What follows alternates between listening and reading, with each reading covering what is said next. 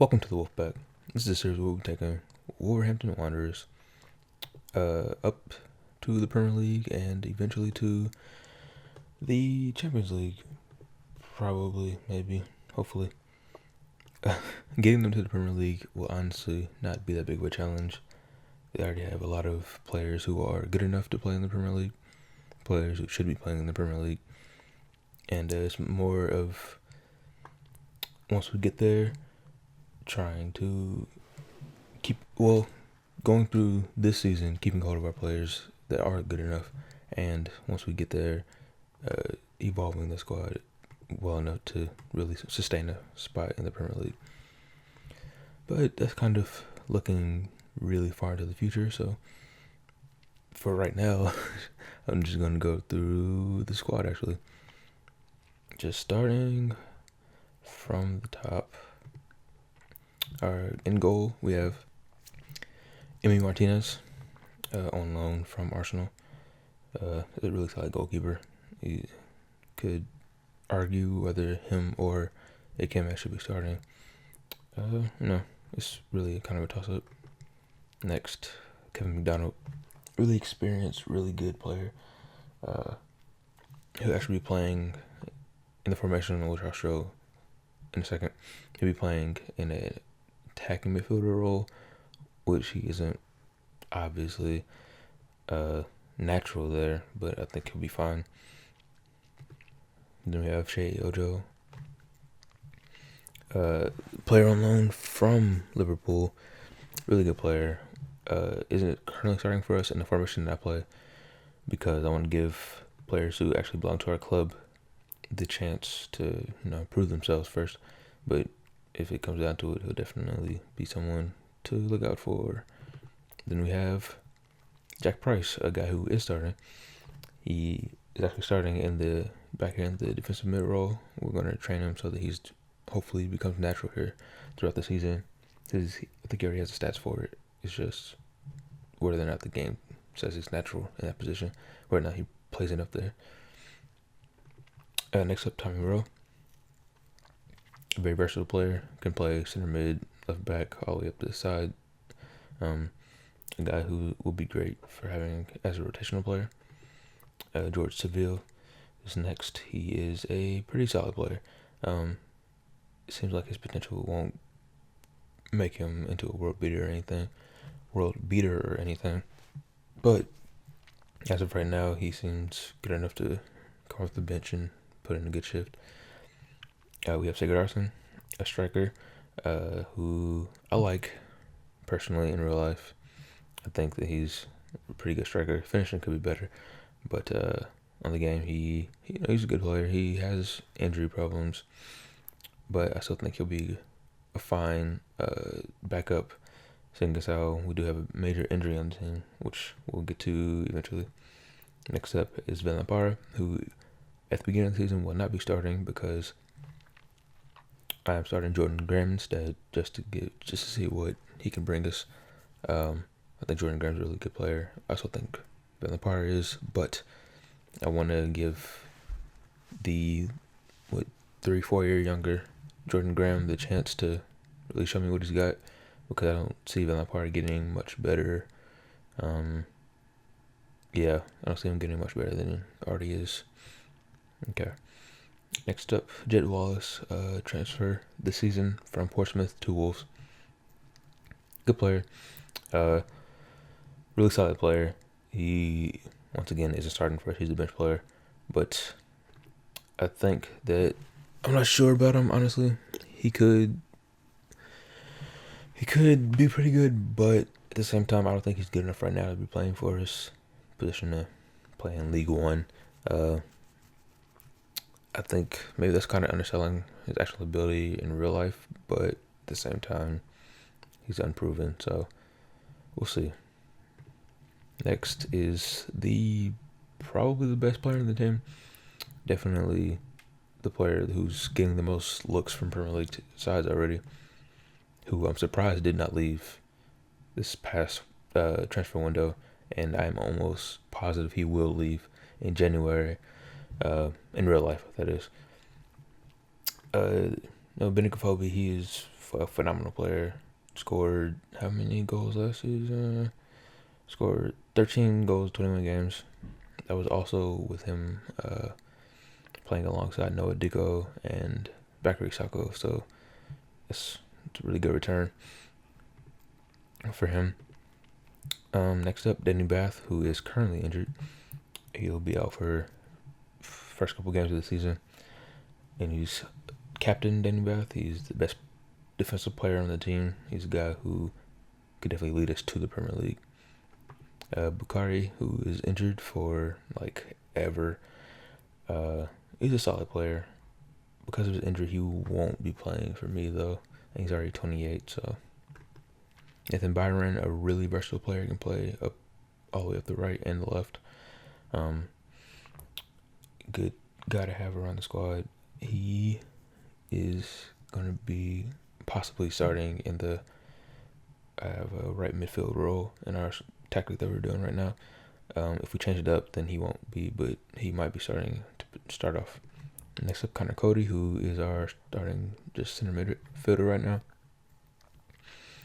He just came in from Huddersfield this summer for $3 million, which is actually kind of a lot for a championship team. But he's a pretty solid player. Honestly, beyond solid, he's a really good player. And is going to be like the rock in the center of the field for us. Noah Dicko, who I mentioned before, who was out for way too long. God, he's out for so long.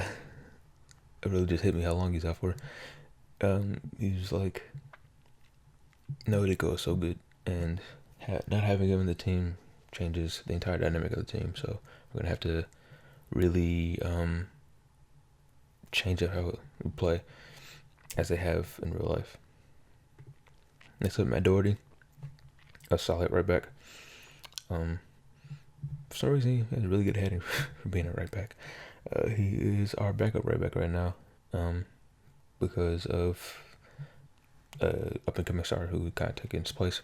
But he'll be good as a backup, and if we have to cash in on him, he's worth 1.8 million, so that'd be pretty nice.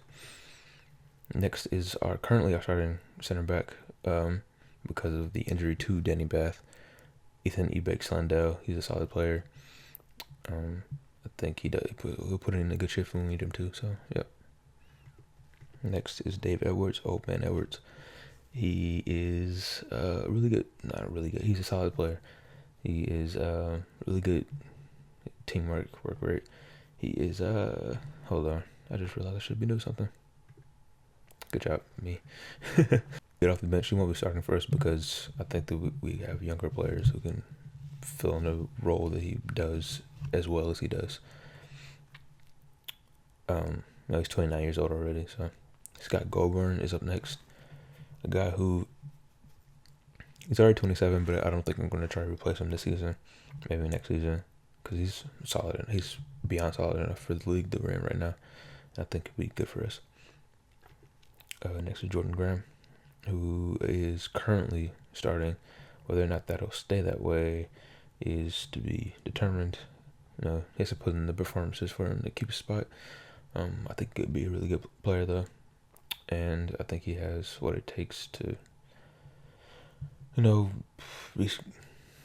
to kind of show that this season, hopefully. Next up is our other starting center back, Courtney House. A really good player. Youth. He's 19 years old. I feel like he actually is capped for the under 19s of England though. Might be a lie. Maybe he just got called up. I'm not sure. Whatever. But he's a good player. He's starting for us because of injuries and whatnot. James Henry came in from Millwall season and a half ago. Oh God, way longer than that. It's been a while. Good Lord. I didn't even realize how long he'd been there. He's a solid player. He's not starting first right now because we're not using an attacking mid right. But if we do, if we have another formation which we might switch to, and he might slide into that spot real nice. Carly Keme is our veteran goalkeeper. Dominic Iorfa, probably the best prospect we have in the team. and one of the best players in general, because look at him, he's really well rounded, pacey. He's like 6'3", I want to say, six something, he's 6'4", big, strong, athletic, everything you would want in a 19, 20-year-old kid. Next, Adam Lafondra, backup striker on loan from Nottingham Forest, I think. Cardiff, my bad. He never even played. I think he was Nottingham Forest. I'm an idiot. He'll be serviceable. Yeah, we'll play when we need him, but probably not that much. And then, I think we already started at Emi Martinez. Yep. Okay, so to the formation. This first one is one that I did not come up with because I'm not that good at creating formations. It is the Crusher formation. I think you can find it on one of the forums. I'm not sure. I'll probably leave a link to it if I remember. It's a really good formation. Kind of broken, so I might not really use it unless we have to, because you end up just, as the title says, crushing teams, and games end up kind of just like rolling over leagues, as I found in my other saves that I've done so far. But this is how we would line up if this is the formation. And the other formation that I have, well, one of the other ones, is this 4-2-3-1. You would have, obviously, you had a Phobie up top. You would have Cody here. You would have, I'm just losing my mind for a second. More people. Okay, you'd have Van Lepar over here, and you'd have probably Ojo behind the striker. Switch us to around. Okay, this would be the starting lineup if we. This would be the starting lineup if we went with this formation, which is always an option. We might switch it up to this and see how that goes for a while. And then if I do decide to bring in another striker, then it would just be a classic 4-4-2, which seems like the team actually likes. I don't know if the team does, but King Jacket likes playing that in real life, so it would be kind of realistic, I guess. And I'm actually going to pause it right here and then go through some potential transfer targets, and then that'll be the end of the episode. I'll see you in a second. Okay, so here's the kind of short list I came up with for potential players. 3 of them are obviously younger prospects, and 2 of them are older guys. First up is Lincoln, who, in my experience on FM16, turns out to be a phenomenal player, and you can get him relatively cheaply at the beginning of the game. I'm not sure if he would get a work permit because of the whole rule changes in this game, but regardless, I would still bring him in. I'm not sure how much it would cost. I haven't actually checked yet, but I know he's a really good player in the game. And then there is Christopher Ayer, who's been good on like the last couple of FMs. He can play CDM, CM, or attacking mid, and is a really well-rounded guy. Also, don't think he's that expensive, but he might be more expensive on the game, especially looking at his stats. He looks phenomenal. And then there's Ivor Fossum, however you say his name. I used this guy on a Spurs save that I did, and he was really good. And I think that you could help us there. Obviously, those aren't the 3 most realistic targets ever because they're all just really young guys. That's why I also have Mike Williamson on here, who was a guy who actually did come in on loan at the beginning of the season to help Sharp at the back. And when he was in, he did fairly well. So I was thinking the same thing I could do now. Just bring him in on like a 2-month loan or whatever, just while Danny Bath is out, to have some more experience in our back line. And I just have Zarate on here because maybe bring him in as a second striker to play the 4-4-2, or in the 4-2-3-1 as the attacking mid center behind a Phobie. And the reason I wasn't thinking of Zarate at first, but the reason that he kind of popped up was because he is transferless by West Ham. So I was thinking I could probably get him on the cheap. And yeah, that's pretty much it. Those are the guys I'm looking at. already shown you the team. This was the first episode of the Wolfpack, and hope you enjoyed it. Bye.